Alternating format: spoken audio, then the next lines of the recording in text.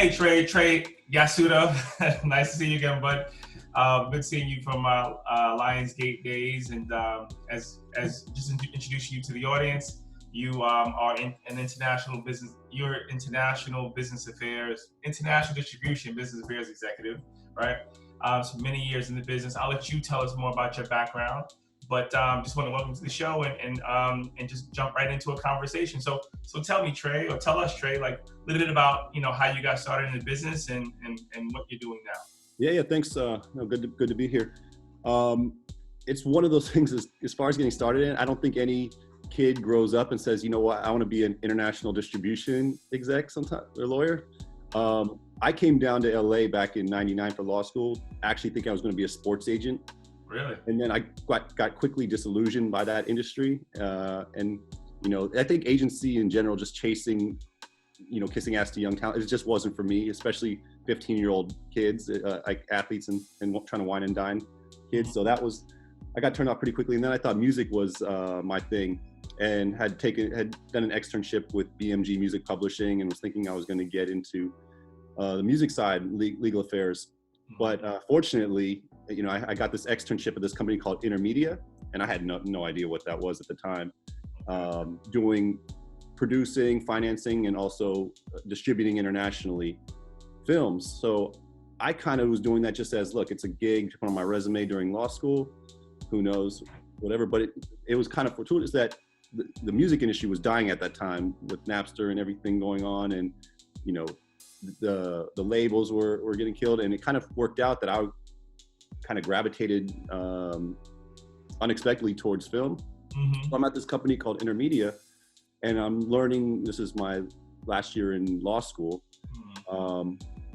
learning about how films are financed based on international pre-sales, which was completely new to me, or foreign to me, pun intended. Mm-hmm. And after I finished that externship, I took the bar without any prospects of a job, just saying, I'm gonna wing it when I come out. And they happened to give me which is, not typical of getting into the business. Okay. They brought me back when I was studying for the bar. After I took it, they said, you want to come back on a consulting basis and just do some rights management type work. Okay. I came back, and then after I passed the bar, they said, hey, would you like to, you like a job as a junior attorney, which was pretty crazy for me. Most people, it's hard to break in if you go to law firm route, or if you usually starting as an assistant, making nothing, and hopefully that something grows. So I got pretty lucky. Wow. Intermedia ended up a couple of years later doing a joint venture with Summit Entertainment, which was the Twilight company, John Wick, Red, and some other YA franchises. They did a joint venture called IS Film Distribution, and I just luckily kind of became the legal affairs guy for this joint venture. That lasted a couple years, and then they were going to wind that up, but Summit liked what I was doing and brought me in to the Summit side. Oh, wow. So I went from Intermedia as an extern to a job there, to this joint venture with Summit, to Summit. And then I was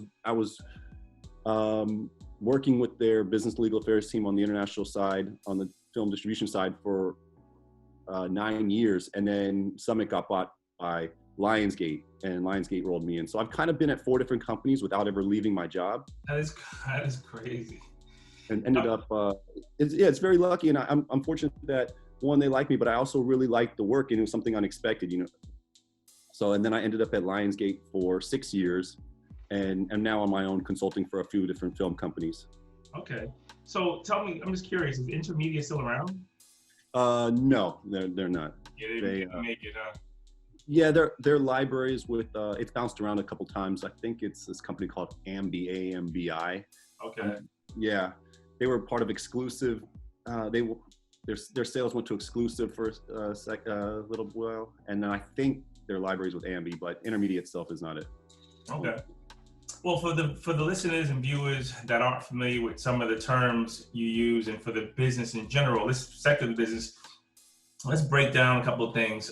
So you mentioned you were running you were working on the joint venture between your company Intermedia and then Summit.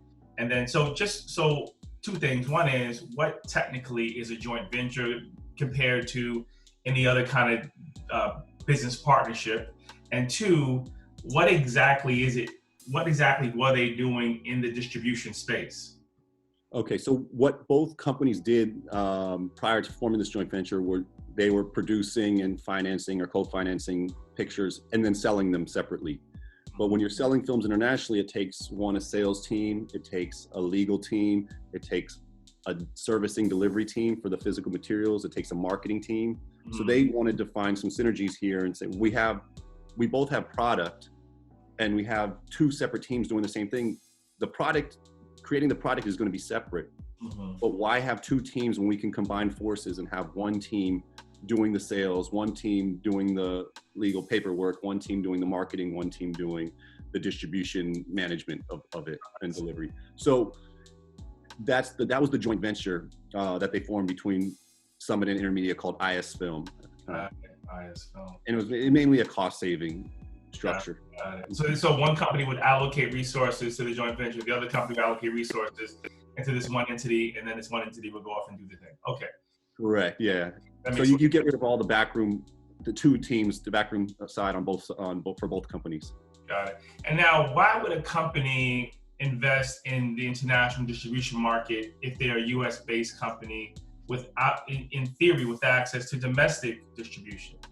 Well, you need both to finance a film. So if let's say a film's $10 million, unless you're a major studio that has their big credit facility, they're like, okay, we're producing this for $10 million and we're going to go to Warner Brothers UK to distribute UK, Warner Brothers Japan to distribute Japan, Warner Brothers Australia.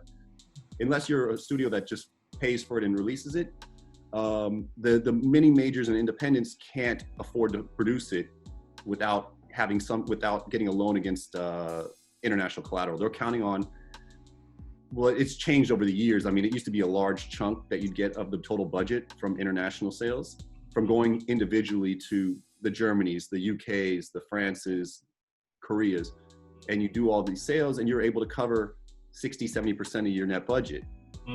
That's gone down over the years for various reasons, but you're counting on between the international pre-sales, some soft money subsidies, and then equity, that the difference, you're trying to limit that exposure domestically because you don't know what whether you're releasing yourself like Lionsgate or you're trying to sell domestically, that's exposure.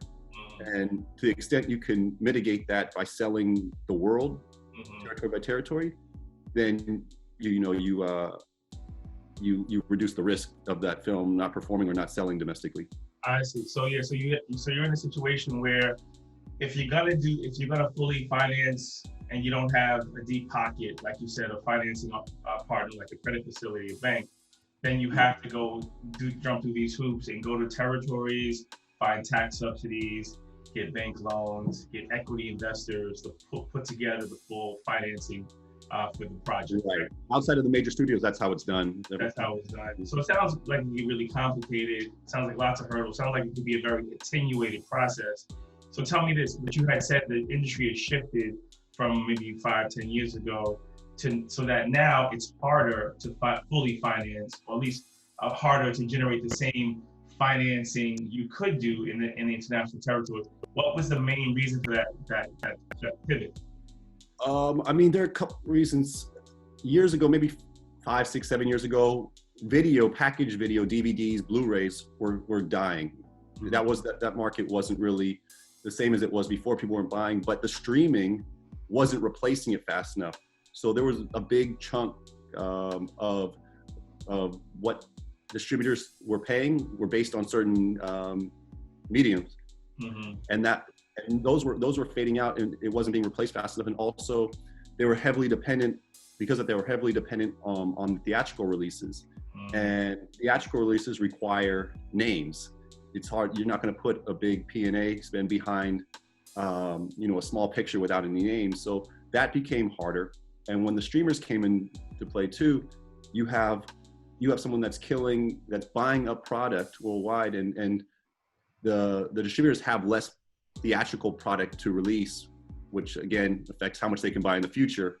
So it was kind of a number of factors, and plus it's also harder to get films made because with TV and all the streamers, the Hulus, the Amazons, and Netflix, so many people are working these days, and to get talent and director locked in for a project is harder than it was before, when that was what everyone was their main focus.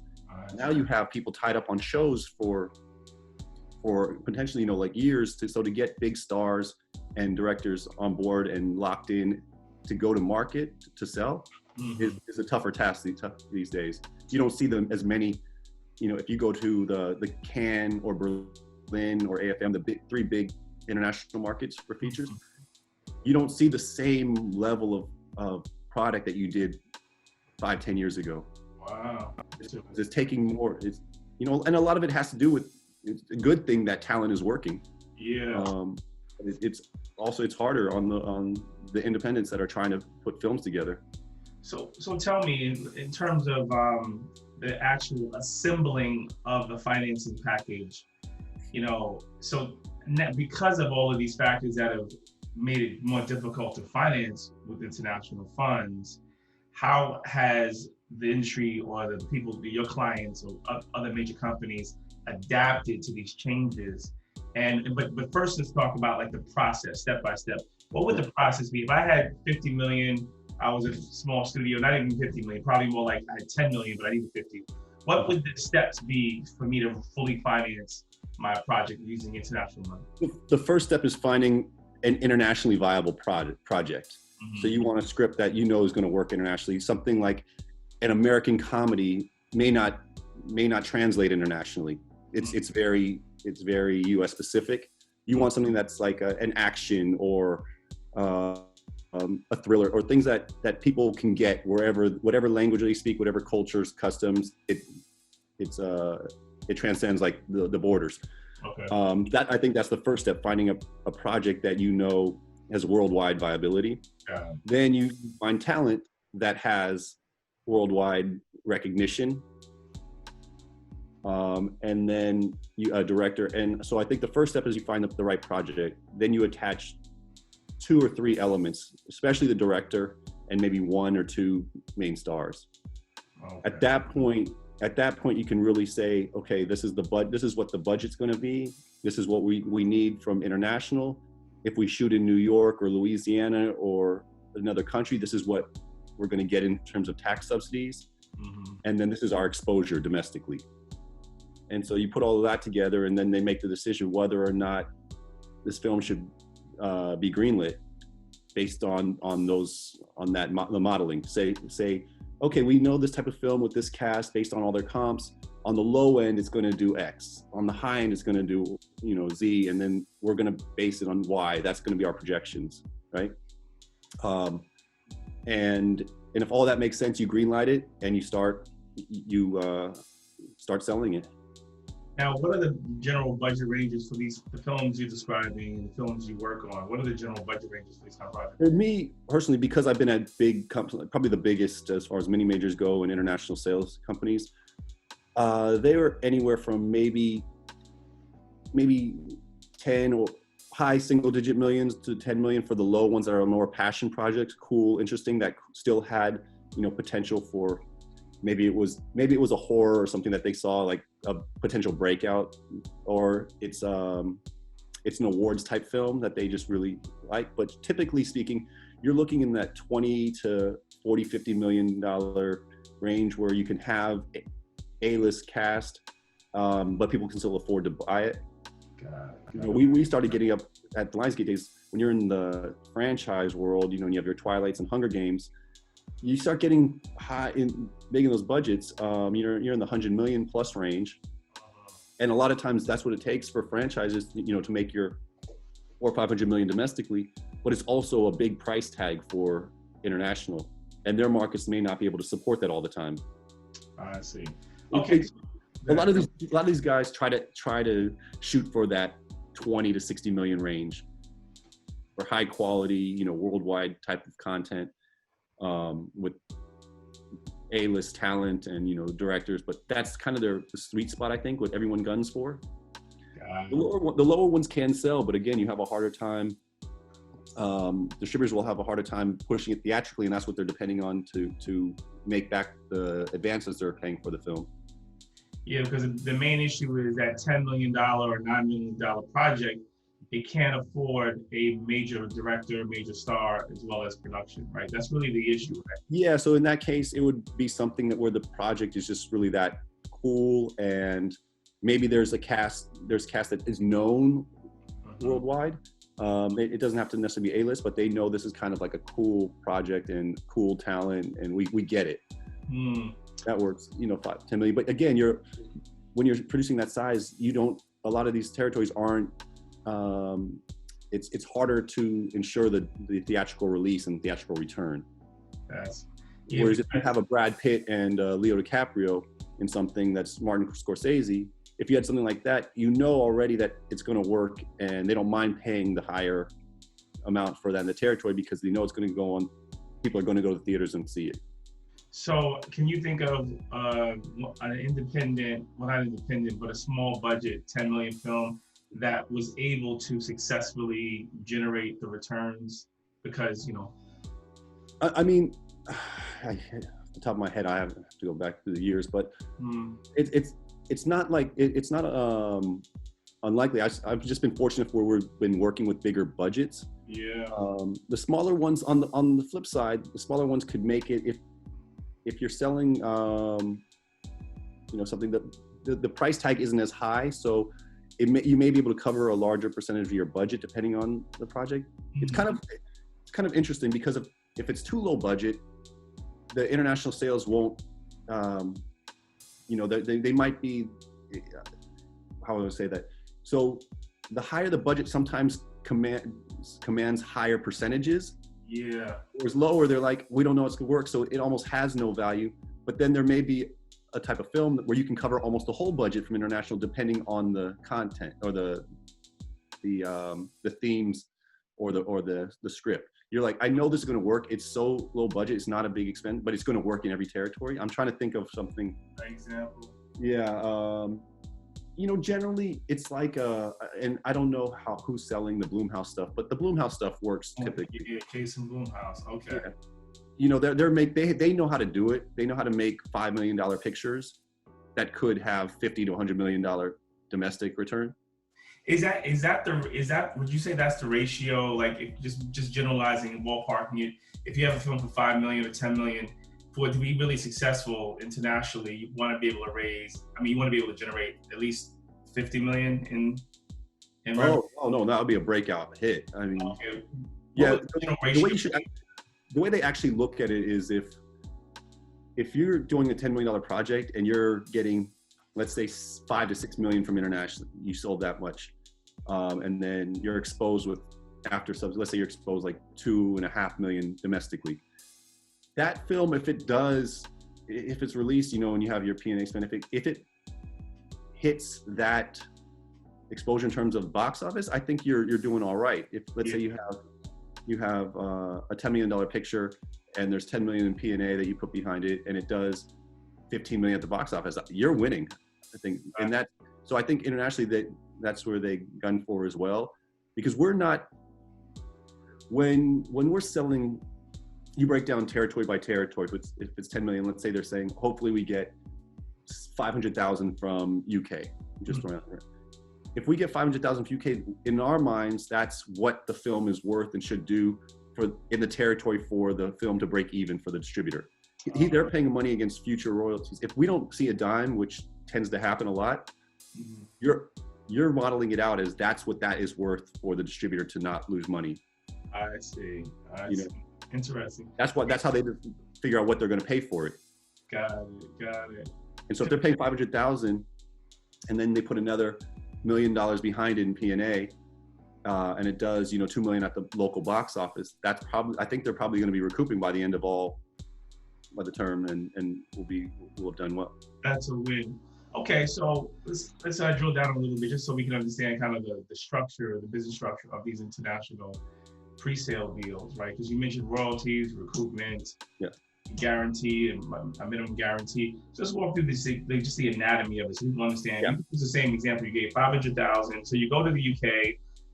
Are there any well-known household name distributors in the UK that we can use as an example? You can use maybe like Entertainment One. Do you know anyone? They've had they have distribution in, well, I mean, they're changing their model now recently, but let's use them as an example for, they have Benelux, which is Belgium, Netherlands, Luxembourg. They have Canada, they have UK, they have Australia.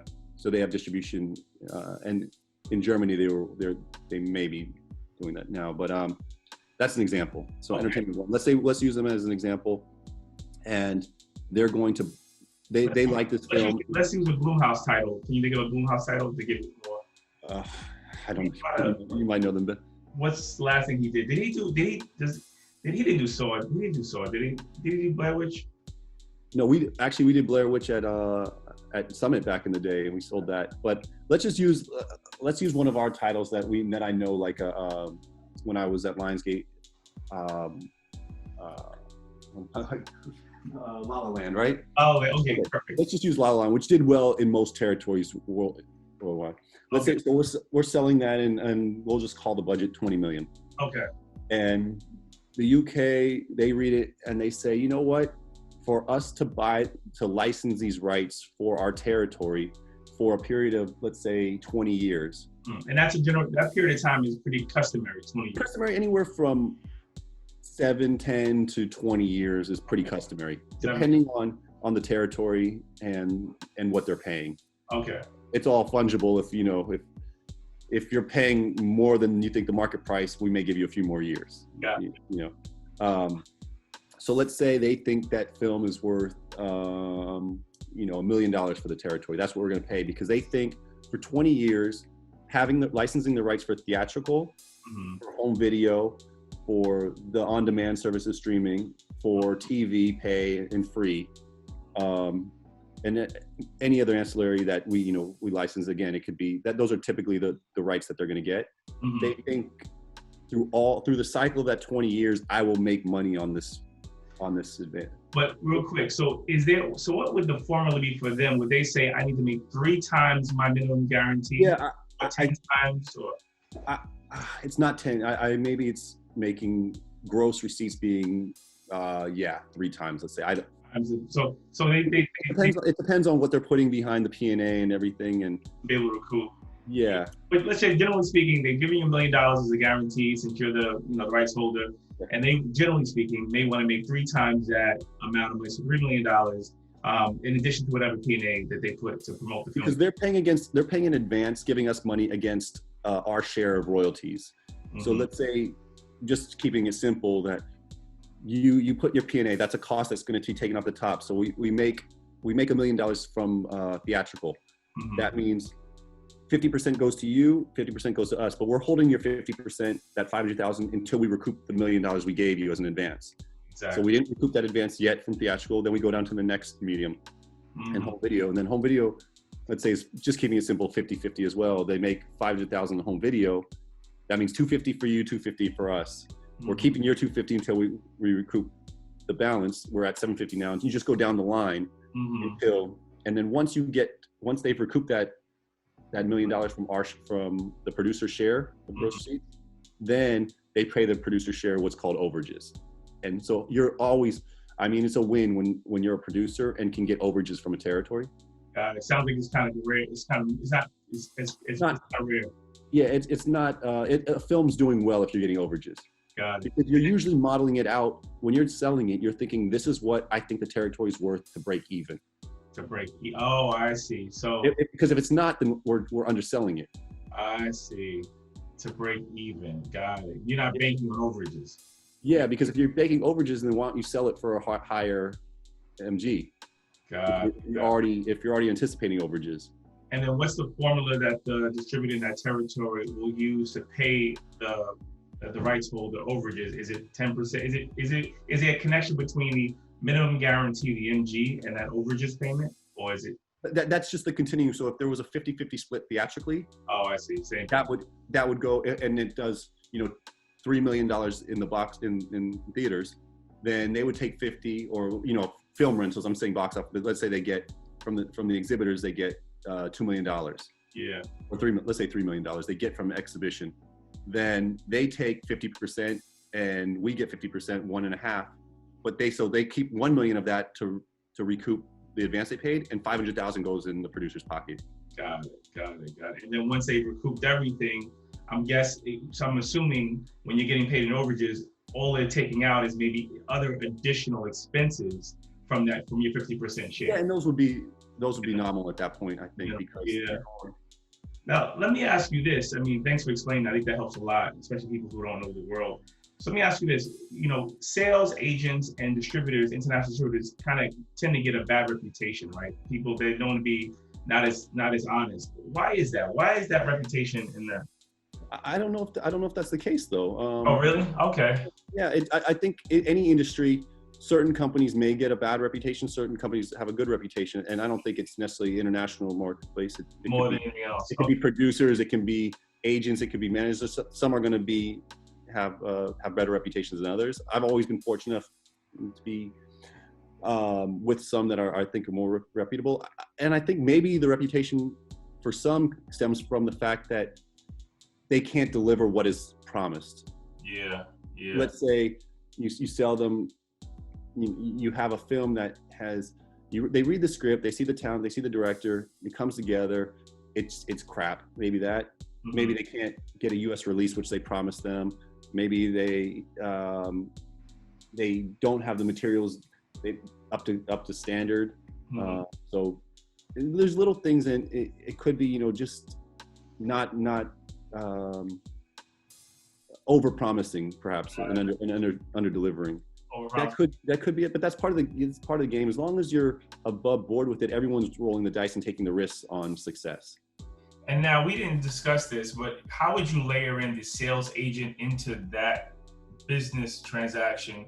And would it be common for a company or a studio that has a film that's worth $50 million on a budget? Like, or the sales agent more customary on the lower end project? No, the sales agent would be involved on any size project. It's necessary if you're a company that doesn't have a sales team as part of the overall company, then you need to engage someone, usually at a 5-10%, 15%, depending on the budget size. They're going to do all that for you. They're going to take the film to market, properly market it for sales, do the papering, help with the servicing and marketing to the extent. They're going to basically be your international liaison from beginning to end. Are they also connecting your proceeds and then paying you, the studio? Typically, no. Okay. So typically no, but sometimes you see that happen, right?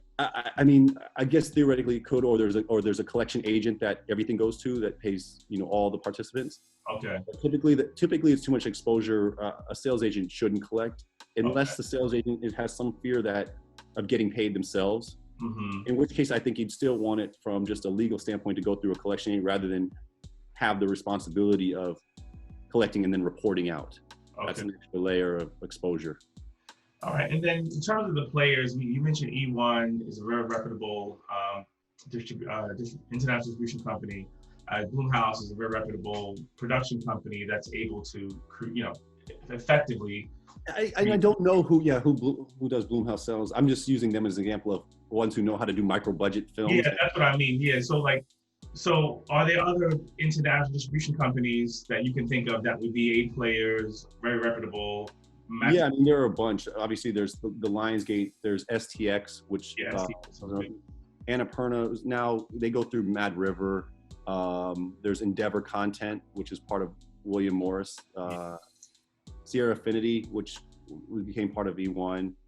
There's Film Nation. There are a bunch. I work with a few, Solstice Studios, AGC, Anton Capital. There are a lot of international sales agents. Some handle the $40-50 million star-driven projects, and some handle the 500,000 million ones. And it's really a different world entirely when you're on those levels, because some you'd sell to the bigger international distributors, others you're going to small platforms and saying, hey, do you want to buy these over-the-top rights, for instance, or TV. You may not have the same relationships because you're not selling the same films to the bigger players in the territory. And I'm assuming, and again, I know you don't work in this space, but I'm assuming there's also those folks who are experts on the micro budgeted, $5 million, $6 million, which I gotta imagine has got to be a lot of work for not much money.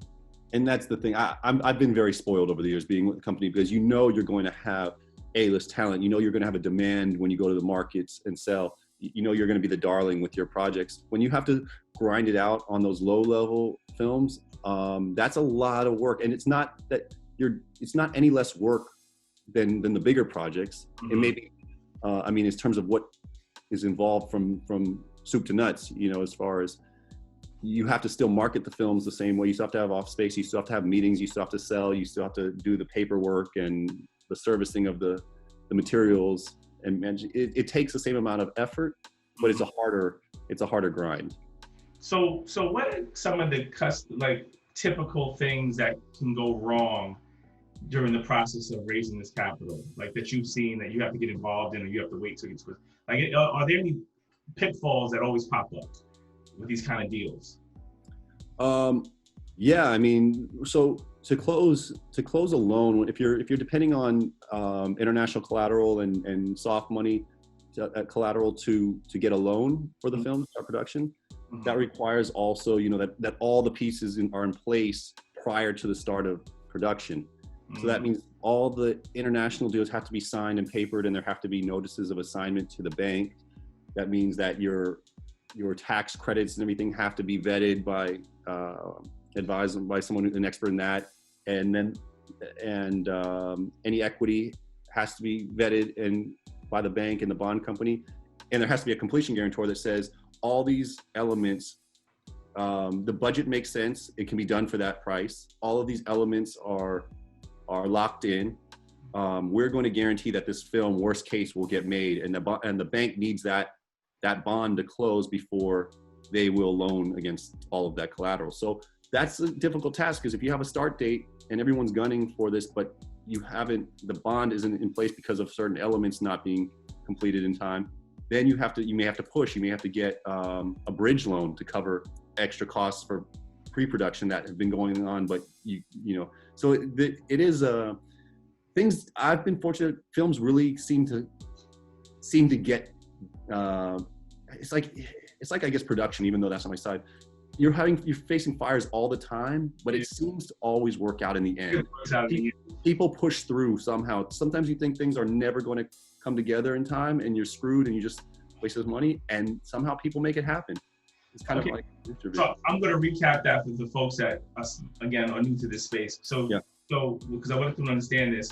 When you're raising capital, we use the example of the UK, E1. When you're raising capital in these territories and you're getting this minimum guarantee, the E1 is not handing you a check for, $3 million, $2 million, $500,000. They're giving you a commitment document, a contract saying that if you finish your financing, the budget's complete, if these stars agree to perform, or whatever the condition precedents are, then I am going to pay you money. And then what happens is the bank, right? You take that to the bank, and the bank says, like you just did, like they verify that all of your pre-sales, all of your minimum guarantees are accurate, verifiable. The money you're getting in tax credits is verifiable.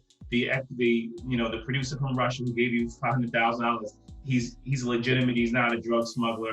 All these things are legit, and now the bank's gonna cut you that check for whatever that gap is, 20 million, 10 million, so you can go into production, right? That's right. And with one caveat, you also, in addition to these contractual commitments, there tends to be, in the majority of cases, a deposit too. So a 20% deposit, 10% deposit, depending on the territory. Maybe if it's like a riskier one like China, 40, 50% deposit. And then together, so with the contracts and the notices of assignment to the bank and these deposits, that's what they'll need on the international side. Okay. So there is skin in the game at that point too. It's not just a commitment. Got it. So you have and the banks also look at all of the distributors. They've been in this business a long time too. They have discount rates for each distributor based on their reputation. And so there's a chart. They say, oh, we know these guys are really reputable and big players in the territory. We'll give 100% of their contract. We can loan against 100. Others are like, okay, it's 80% because there is some risk. We're going to loan against 80%. So you have to factor that discount rate. Some are maybe 50% because, so you take let's say it's $100,000 minimum guarantee from a riskier distributor. We'll say the $100,000, they're going to pay $20,000 deposit. So you have an $80,000 commitment. We're going to loan $40,000 against that $80,000 balance, just because of who the distributor is. So you always have to factor that in too. You're not necessarily going to get 100% of your pre-sales. Yeah. You may depending on who the bank is and or the lender. It's that does happen, but you always have to factor that in too. Then you need to go to that bridge loan we talked about because you So are there banks that dominate in this space that you can name? Yeah, you have Union Bank, you have Comerica. I think East West gets involved sometimes. I mean, those are the two main ones that I tend to deal with a lot. Aperture has been recently that space. Ingenious is a lender and equity partner that is a UK company that works a lot with the clients I'm dealing with. And then how long a period of time would you say on average it takes between commencing with the pre-sale negotiations to getting green light from the bank to get the money to finance the project? Well, the green light happens before even the pre-sales. That means the project's a go. Closing the bond. Yeah, I guess you got the green light on the project. That's what I mean to say is, but you don't have all the green light on the money. You don't have all the financing. So when I would call that like closing the bond or closing the loan. Okay. So that tends to happen. It depends on how early you sell it, but typically you're not selling a project that's going to start production in a year. You're typically selling a project that's pretty close to starting, because you have to have all these components in place and have to have their schedules work out for everyone. So usually when you're going to a market like Cannes, you're selling a film that in May, that's going to start in June or July, let's say. So typically, you have a month or 2, 3 to get all this paperwork in order. So walk us through what it feels like at an actual market based on what you're called there to do, right? So, you're at Berlin Cannes FM.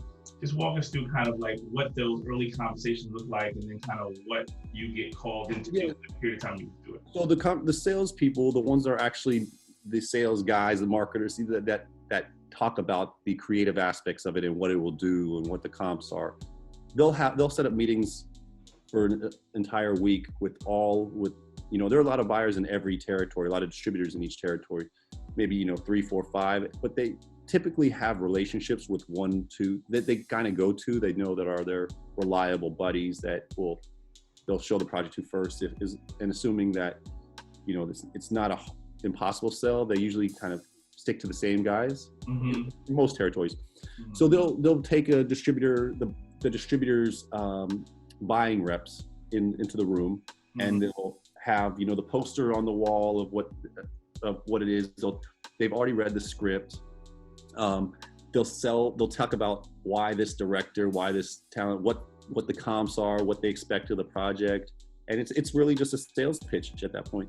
And then assuming that there's some excitement and they take an offer from that distributor, they may meet with another 1 or 2 distributors and get multiple offers, and then have second meetings with each of them and saying, okay, you know what, I need to get to this number. Let's say my number was 500,000 for this territory, and we have 3 offers, 300,000, 500,000, 600,000. It may be where you want to sell it to the one that has not the highest offer, but you need to get them up to where the other guy is, because it's, you can't put that money on the table, but that this distributor you like better, that they can handle the film better in the territory. Maybe they're more reliable. Just maybe they're better for this kind of release. And you want to get them up, and they'll make the decision. Okay, we're going with this offer. Either the price is too high, or we want to work with these guys. And at that point, they call me in, and I usually know.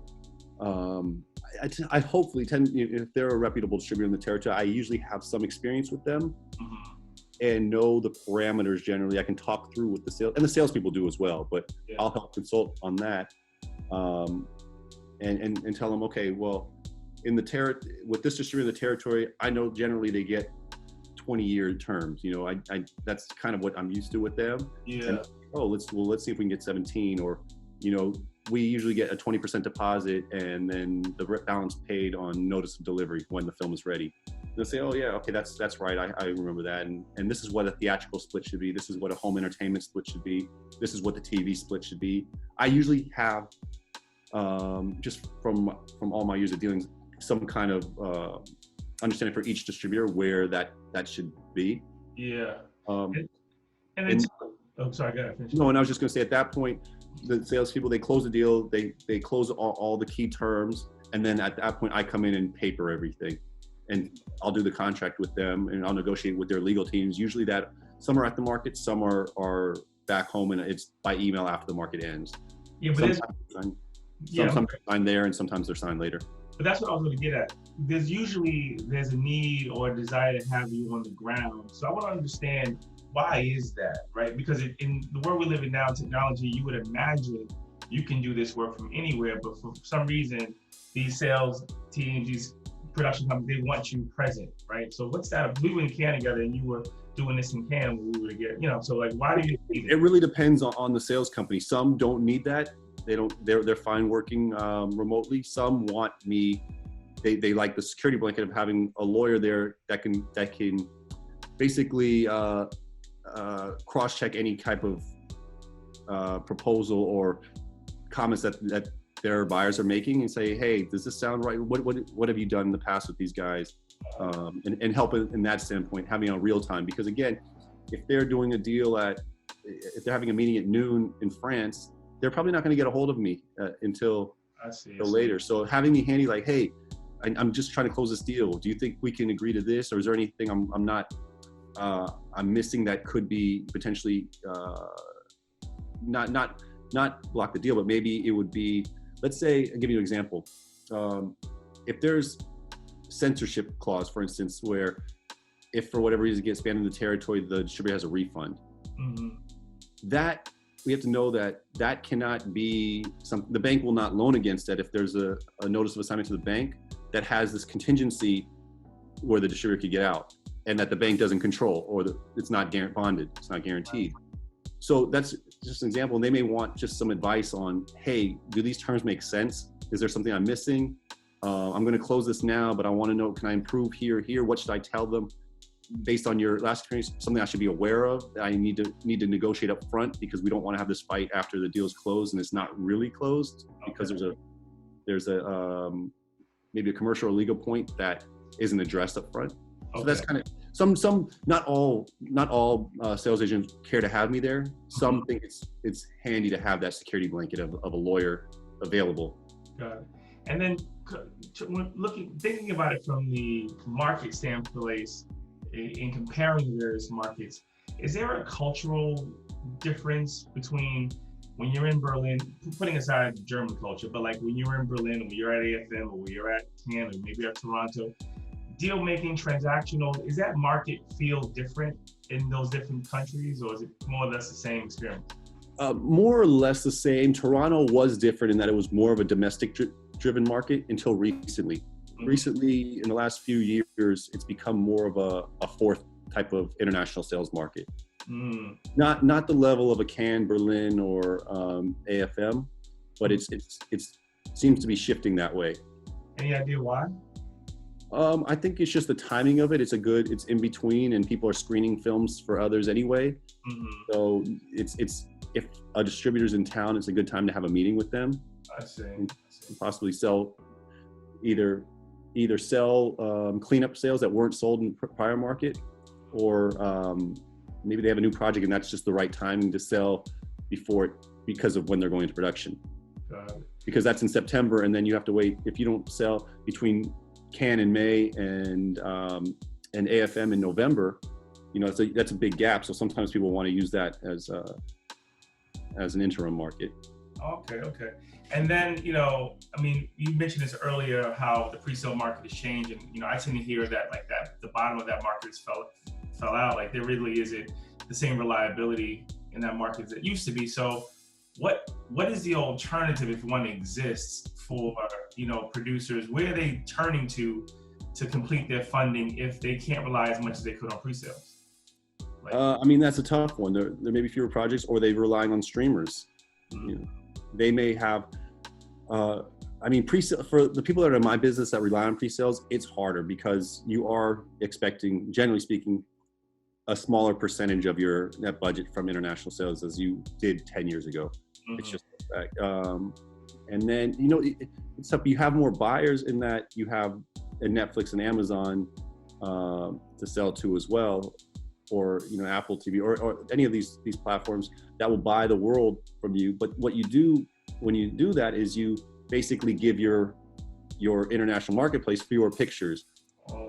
And so it kind of, you're shooting yourself in the foot, even though you may be able to make the film and give a return to your investors. You're also down the road probably making it harder for the buyers to have your distributors to have good product.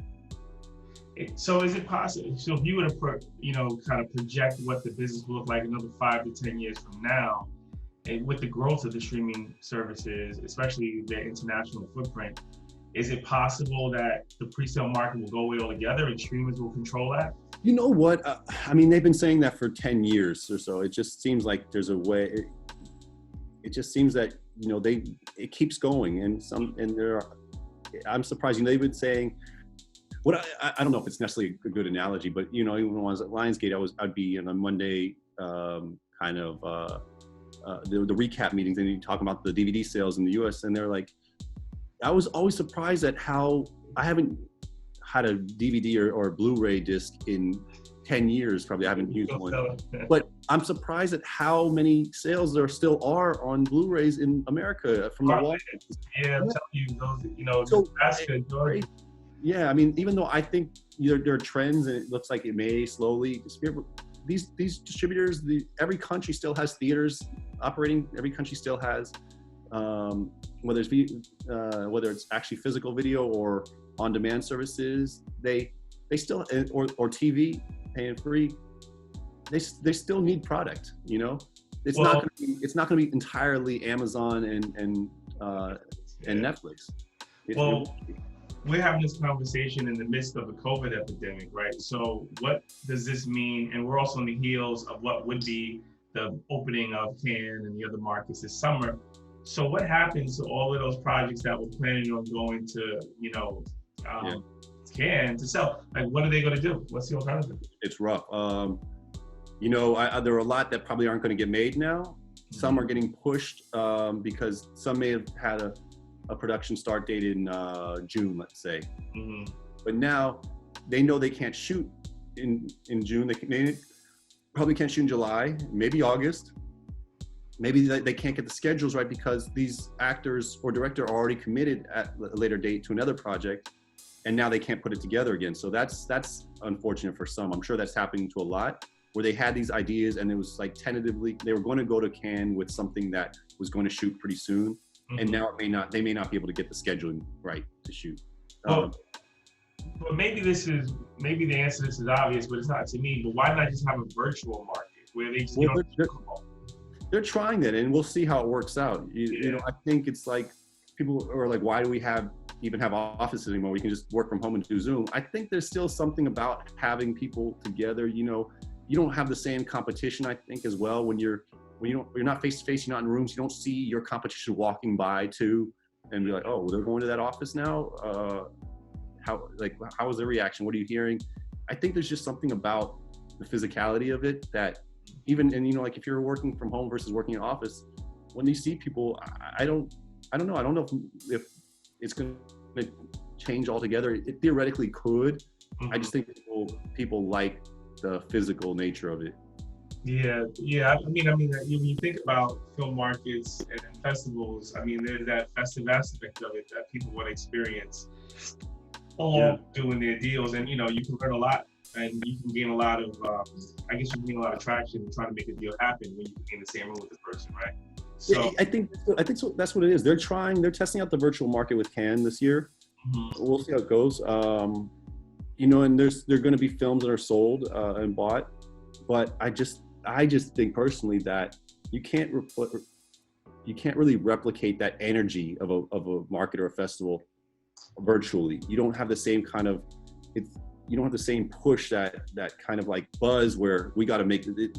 Deals are going on constantly around you, and we gotta make this happen. We gotta work. We gotta meet. We gotta drink. We gotta There's not the same selling aspect. A lot of it comes down to lunches, drinks, dinners. And I think that it's hard to replicate virtually. And you had mentioned on another conversation, the clients that you have, most of which have been through just years of knowing people in the business, right? You don't have a billboard Sunset Boulevard. Like, he would just know to call you. So you probably don't have to do any marketing or promoting of your services, right? No, and I'm very lucky that you build relationships over, it was 16 years from the time at Lionsgate to, IS Film through Lionsgate. It was 16 years. And what happens when you're companies like our size, you also have a lot of colleagues that become former colleagues, but they're all moving up in the industry too. And so your friends now that where you worked with for 5 years are now running companies, and who are they going to call? That's right. That's right. So, it works out nice. It works out nicely. And it's also, I'm kind of lucky in the sense that there aren't too many business affairs people on the international side that it's fairly niche, but that are on my level and not working in-house. Yeah. So there were only a handful, we all know each other. It's a very incestuous business. Mm-hmm. And I'm kind of like, it's word of mouth, where if someone says, I need these deals done, oh, well, what about this guy that, my buddy that used to run business affairs at Lionsgate, he's a free agent now if you want to use him. So yeah, I get a lot that way. Wow. And it's relationships too. What my value add is all the time is that, most junior attorneys can do the deals. It's, it's not, rocket science, but what it is knowing, having relationships with the distributors.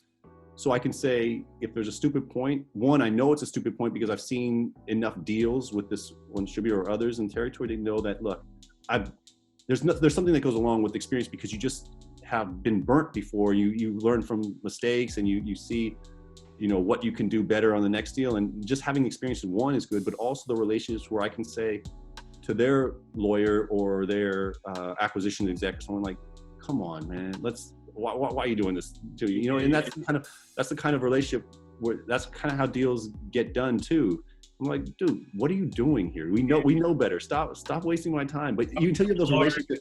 Yeah, over-lowering the deal. Like, yeah. You go hit the drink. Like we know where you need to get. I know how much I can push you here. You know how much you can push me here. We're not going to agree on this. Just let's get it done. And then those are the kind of conversations. That's what makes working with someone, in this business that's on my level a little easier. And that's the value add. It's just that it's not necessarily being, the best lawyer around on the deal. It's about having those relationships and knowing how to close a deal and how to protect your clients, but also be, pragmatic too. Totally. So we're coming to a close on the conversation, but you mentioned a couple of major franchise films you worked on. I just want to give you a chance to share any anecdotes or, experiences that come to mind. But I think you said you worked on Twilight. I'm sure you worked on Hunger Games and, these big films. My coolest anecdote, and it's one that I always talk about, was that just how things come together. There's a lot of times no rhyme or reason. It's luck, okay? Yeah.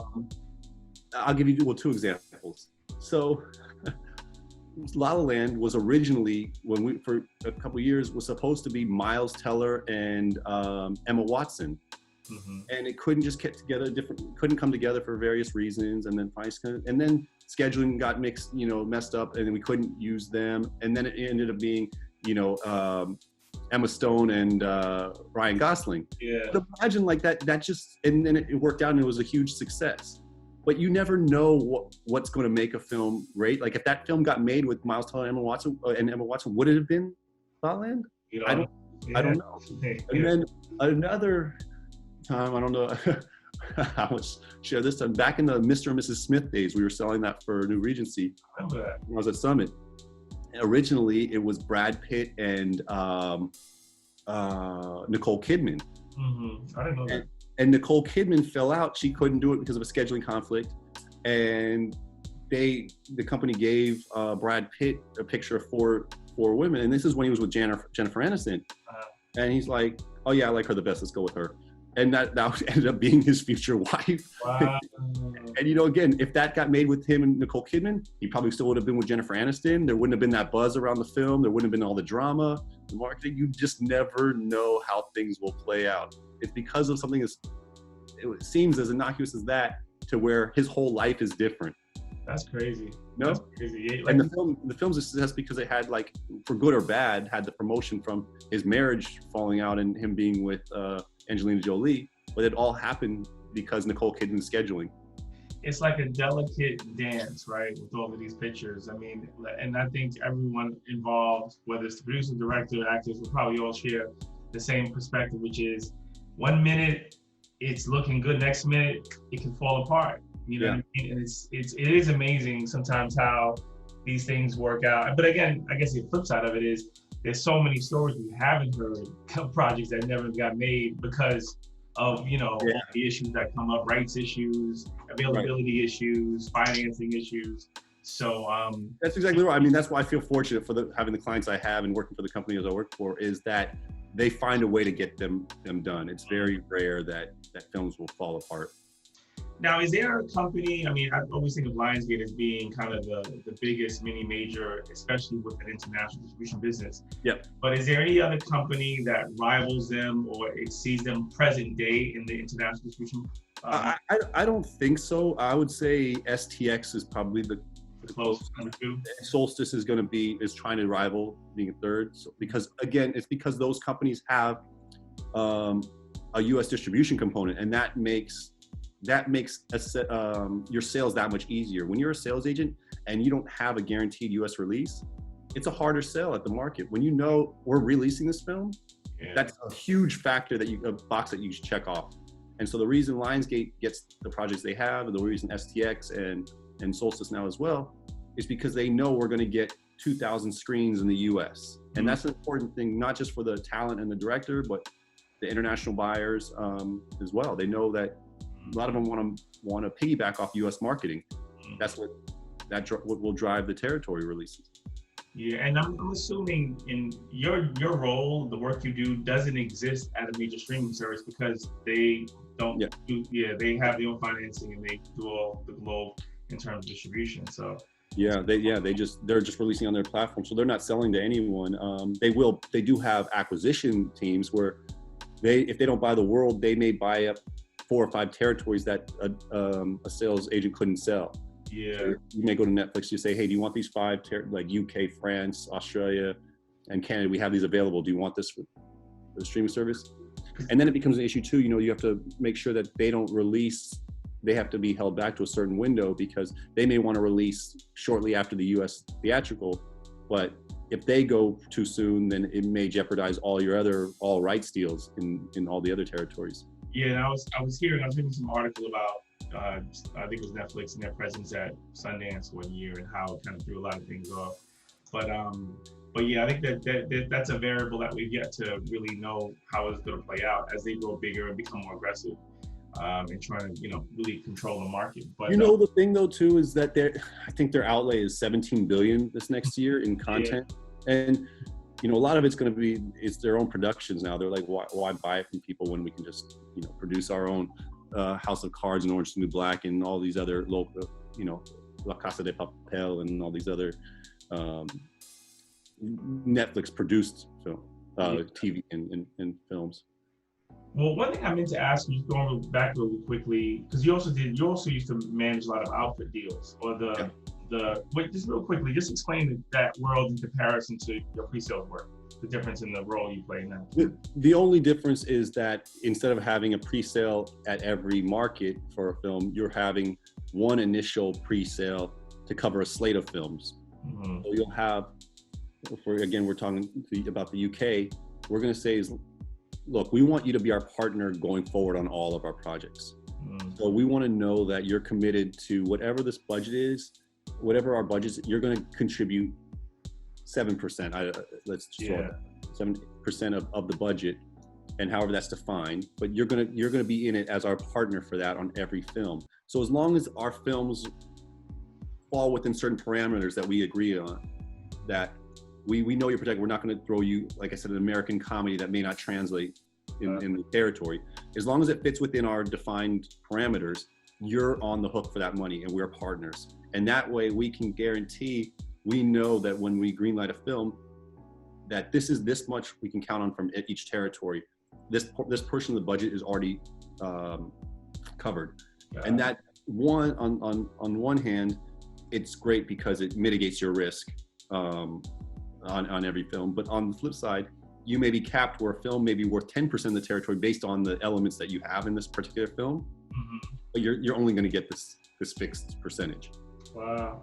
So on average, how many of those partners do you typically have in a slate? Is it like? It just depends on the producer. Sometimes, they may want to cover all the world, even small Asian territories. They don't want to have to pre-sell. They just want to know that they want to produce films and they want to know that the world is covered. And so they may try to get a bunch in place. But, it's harder too, because they have to, the buyers, the distributors in the territory have to know that you're capable of providing reliable content within these parameters, film to film. They don't want to have to pay for something that may fit technically into this definition of what the picture is, but isn't a good film, doesn't work in their territory. They want to know that you are going to make commercial films for their territory as well. So there has to be a track record too. So is it fair to say that the output deal business is going on the decline? Is that? Yeah, I would say so. I mean, there's a lot of distributors don't have the same streams of revenue that they did before, as far as like whether it's video or TV, theatrical in some cases. Yeah. So they don't necessarily want to commit for a few years on multiple projects if they don't know if there's a downward trend in their territory as far as their various media go. I see. Okay, cool. Yeah. Well, listen, man, I think you gave us a real good primer on international distribution business, especially when it comes to pre-sales. This is really helpful. I think we hit everything I was going to ask you, more or less. But yeah. So, just want to thank you again. I'll let you get back to the beach over there. Yeah, that's right. And do some surfing. And hopefully we'll do this again the next time we have a big title. I got a big project to talk to you about. You know what I mean? Sounds great. Thanks for having me.